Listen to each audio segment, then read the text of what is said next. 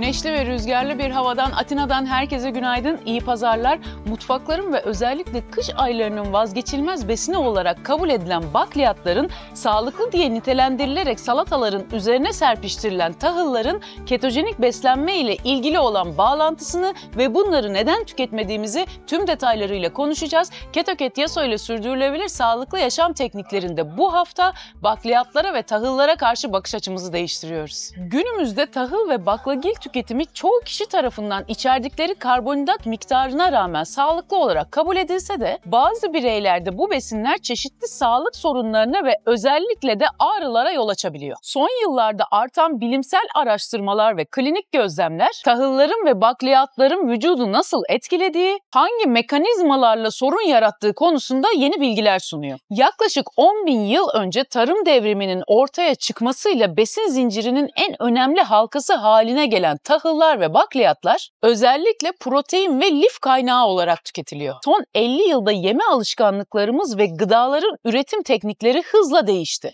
Şekerli ve tahıllı beslenme alışkanlıkları arttı, aslında artırıldı. Geleneksel olarak sağlıklı kabul edilen kahvaltılıklar ve işlenmiş gıdalar aslında çoğunlukla tahıl ve hatta GDO'lu tahıl içerir. Peki protein ve lif kaynağı olarak tüketilen tahıl ve bakliyatlar düşünüldüğü kadar masum mu? Yani lektinleri göz ardı mı edelim protein ve lif alacağız derken? Öncelikle kimileri tarafından birbirine karıştırılan tahıl ve bakliyat gruplarını örneklendirerek bir netleştirelim. Bakliyatlar başlıca nohut, mercimek, kuru fasulye, bezelye, soya fasulyesi, bakla ve yer fıstığı. Tahıllar ise buğday, arpa, çavdar, yulaf, mısır, pirinç ve bunun gibi ürünler. Ekim, hasat ve işleme kısımlarında aralarında bir takım farklılıklar vardır ancak aralarındaki temel farka bakacak olursak bakliyatlar bitkinin kurutulmuş tohumudur ve genellikle yüksek proteinlidir. Tahıllar ise başaklarda büyüyen ve nişasta ağırlıklı tanelerdir, çoğunlukla karbonhidrat kaynağıdır. İlk sorun lektin, lektinin ne olduğuna bir bakalım önce. Lektin terimi Latince legere kelimesinden gelmektedir. Seçmek, ayırt etmek anlamına gelir. Bakliyatlar ve tahıllar doğal olarak lektin içerir. Lektinler bitkilerin kendisini zararlılardan korumasını sağlayan bir protein türüdür. Yani bitkinin kendisini koruması, hayatta kalabilmesi için böcekleri bünyesinden uzaklaştırma maksatlı lektin barındırır. Lektin aslında bir çeşit böcek zehri olarak kabul edilir. Tahılların içerisindeki bazı proteinler sindirime dirençli oldukları için sindirim sistemi bu yiyecekleri tam olarak parçalayamaz ve bu da ek sindirim sorunlarına yol açabilir. Hatta bazı sağlık uzmanlarına göre yüksek miktarda alındıklarında bağırsak duvarına zarar verebilirler. Aslında lektinlerin en çok tartışılan etkilerinden biri bağırsak geçirgenliği. Yani sızdıran bağırsak sendromuna neden olabilmeleri. Lektin bağırsak duvarını çevreleyen mukozadaki hücreler arasındaki sıkı bağı koparır ve zonulin adında bir kimyasal açığa çıkar. Zonulin bağırsak astarındaki hücreler arasında bir boşluk oluşturur. Bu noktadan sonra bağırsak içerisindeki zararlı bakterilerin kana karışmasına yol açılmış olur. Lektin herhangi bir yabancı protein gibi davranarak bağışıklık sistemini yanıltır. Böylece migren, fibromiyalji ve hassas bağırsak sendromu gibi otoimmün hastalıkların ortaya çıkmasına neden olur. Bazı kişiler diğerlerine nazaran lektine karşı daha hassas ve duyarlıdır. Bunun sebebi ise mikrobiyomla ilgilidir. Mikrobiyom konusunu ayrı bir bölümde inceleyeceğiz. Tahıllar kalın bağırsakta görülen iltihabi hastalıkların oluşmasında büyük rol oynar. Karın ağrısı, ishal, rektal kanama gibi semptomlar görülür. Klinik deneyimler tahıllı beslenmeden vazgeçen hastaların çoğu belirgin iyileşme olduğunu göstermiştir. Başlıca yüksek lektin içeren tahıl ve bakliyatlar şunlardır: fasulye, mercimek, nohut, buğday, çavdar, arpa, yulaf. Bunların dışında ise bazı sebzelerde özellikle gölge sebzelerinde bulunur. Kabak, patlıcan, biber, salatalık, domates, bamya.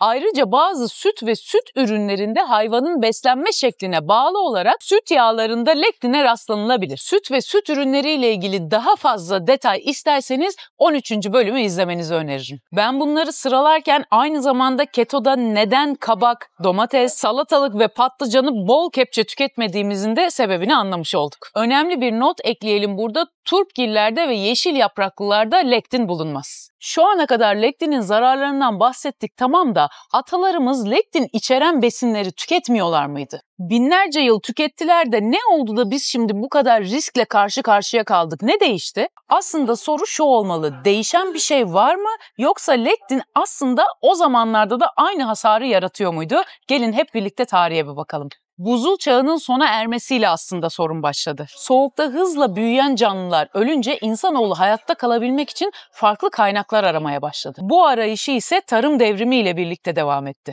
Tahıl devrimine kadar insan mikrobiyomu tahıl ve bakliyatların içerisindeki lektinle tanışmamıştı. Dolayısıyla bağırsaktaki bakteriler ve mikroplar bu lektin denilen yeni arkadaşlarla nasıl başa çıkacağını bilmiyordu. Antik Mısır dönemine bakacak olursak mumyalanmış binlerce Mısırlı'nın kalıntısı incelendiğinde buğday yiyicilerin kilolu ve tıkanmış atar damarlarla öldüğü görülüyor. Tahıl bakımından zengin beslenen kraliçe Nefertiti'nin mumyası bile kendisinin diyabet hastası olduğunu gösteriyor. Döneme ait mumyalarda tahılların basit şeker içermesi bakımından da çürük dişlerin oluşması dikkat çekiyor.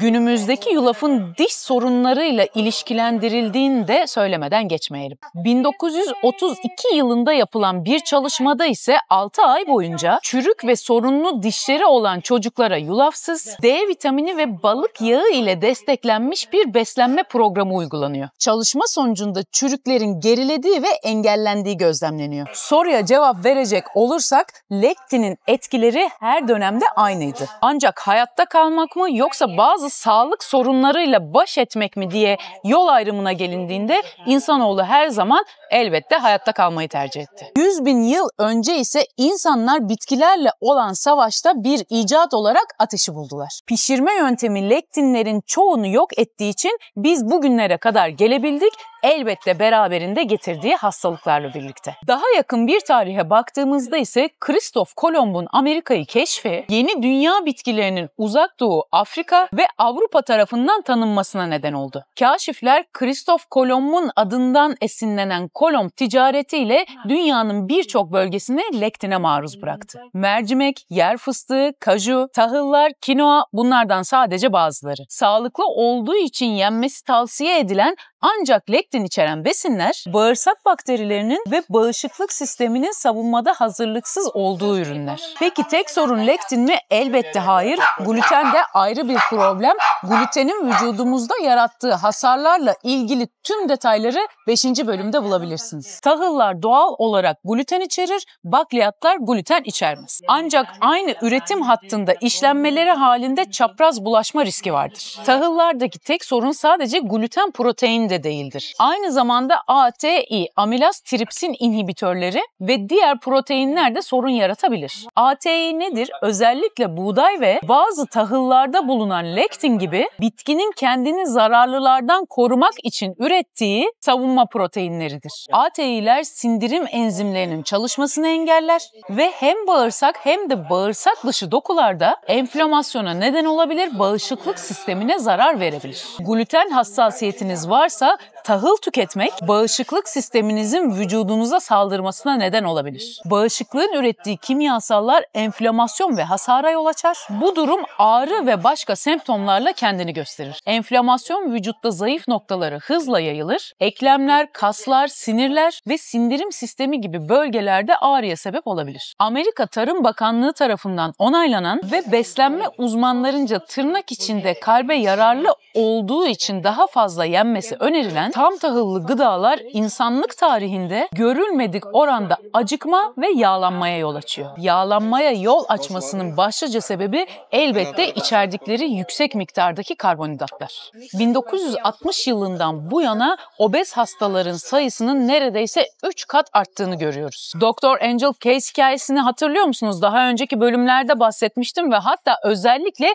1. bölümde girişi onun hikayesiyle yapmıştım. Amerika Tarım Bakanlığı ve diğer kuruluşlar Amerikalıların ne yemeleri gerektiğini söylemeye başlayınca insanlar daha fazla kilo almaya başladılar. 1960'lardan itibaren ve özellikle 80'ler ortalarında bu durum iyice hız kazandı. İşin enteresan tarafı 80'lerden bu yana yapılan araştırmalarda işlenmiş beyaz un yerine tam tahıllı ürünlerin ununun kullanılmasıyla bağırsak kanserinde, kalp ve şeker hastalıklarında bir azalma olduğu gözlemleniyor. Bu tartışılmaz bir gerçek. Bununla Bununla birlikte tam tahıllılar için zararsız diyemeyiz. Sadece şunu diyebiliriz, beyaz un yerine daha az zararlı. Yani yüksek katranlı sigara yerine daha az katranlı sigara içerseniz daha az zararını almış olursunuz ama sonuçta zararlıdır. Tam tahıllı gıdaların yenmesini insanları teşvik eden kuruluşlara bakacak olursak, Amerika Tarım Bakanlığı'nın önerisi Amerikan Kalp Derneği, Amerikan Diyetisyenler Derneği ve Amerikan Diyabet Derneği'ni görüyoruz. Peki bu kuruluşların buğday ve tohum üreticileri ve kimyasal madde üreticileriyle bir ortaklığı var mıdır acaba? Az yağlı ve çok tahıllı beslenme işlenmiş gıda sanayisine çok yüksek kazançlar sağladı. Buğday unu, mısır nişastası, yüksek fruktozlu glikoz şurubu meyve bölümünde anlattım. Şeker ve gıda boyaları marketlerdeki ürünlerin vazgeçilmez içeriği haline geldi. Başka bir sorun ise lektin, fitik asit ve galakto-oligosakkaritler. Baklagillerdeki bu bileşenler sindirimi zorlaştırır, enflamasyona yol açar, bağırsak gazı ve hazımsızlık yapabilir. Kuru fasulye yedikten sonra bağırsak gazı olanlar el kaldırsın. Fıstıkların da baklagil grubuna dahil olduklarını göz önünde bulundurursak, neden ketojenik beslenmede biz belli başlı kuru yemişlerin dışında diğerlerini tüketmiyoruz? Bunun da cevabını vermiş oluyoruz. Tüm bu sorunlara ilave olarak tahıl tüketimi bazı temel vitamin ve minerallerin emilimini azaltabilir. Bu eksiklikler vücudun iyileşmesini engeller ve kas, kemik, eklem gibi çeşitli dokularda bozukluklar ve bunlara bağlı ağrılar oluşturabilir. Ayrıca yüksek miktarda çiğ veya uygun şekillerde pişirilmemiş bakliyat tüketimi mide bulantısı, kusma ve ishal gibi başka sindirim problemlerine yol açabilir. Gelelim şimdi ketojenik beslenmede neden tahıl ve bakliyat tüketmediğimize. Tüketilen bakliyat içerdikleri protein ve lif bakımından zengin olsa bile karbonhidrat miktarları çok yüksektir. Örneğin besinine göre değişmekle birlikte ortalama 100 gramda 20 ila 40 gram kadar karbonhidrat vardır. Dolayısıyla içinde bulunduğumuz ketosis sistemini bozma riski çok yüksektir. Düşük glisemik indeksleri olması ise durumu değiştirmez. Keza tüm bunların yanında şu ana kadar bahsettiğim sorunlar nedeniyle yanından bile geçmiyoruz. Ketojenik beslenme prosedüründeki sağlıklı besin içeriğine uymayan yiyecekler bunlar. Özetle ketojenik beslenmede tahıl ve bakliyat yok. Tüm bunların yanında ya Yaso sürekli diyorsun ki ketojenik beslenme bir mahrumiyet diyeti değildir. 40 yılda bir canımız bir kara şimşek çekti. Bir mercimek pişirmeyelim mi? Soğanla yemeyelim mi? Yiyelim. Ama nasıl yiyelim? Yediğiniz gün makrolarınızı kontrol ederek ve usulüne uygun şekilde tüketmeniz gerekiyor. Peki nedir bunlar? Lektinin zararlarını bir nebze de olsa azaltmak için şunları yapmalısınız. Bakliyatları uzun süre suda bekletin, yani filizlendirme, çimlendirme yöntemini kullanın. Suda minimum 12 saat bekledikten sonra içinde beklediği suyu süzün ve uzun bir süre boyunca düdüklüde yeni su içinde haşlayın. Kendimden örnek verecek olursam az önce söylediğim yöntemle bile ben 9 senedir bu bahsettiğim hiçbir tahıl ve bakliyatı tüketmedim, eksikliklerini de hissetmiyorum. İhtiyacım olan protein, lif, vitamin ve minerallerden de mahrum değilim. Tüm bunları lektin ve glutenin yarattığı hasarlara maruz kalmadan da temin edebiliyorum. Konuyu toparlayacak olursak, tahıllar ve bazı baklagiller özellikle hassas bireylerde ya da otoimmün ve sindirim sistemi hastalıkları olanlarda vücudun çeşitli bölgelerinde ağrı ve hasara yol açabilecek birçok farklı biyolojik mekanizmaya sahiptir. Gluten, ATİ ve diğer proteinler bağışıklık sistemini tetikleyerek yalnızca bağırsakta değil, vücudun genelinde enflamasyona ve buna bağlı hastalıklara neden olabilir.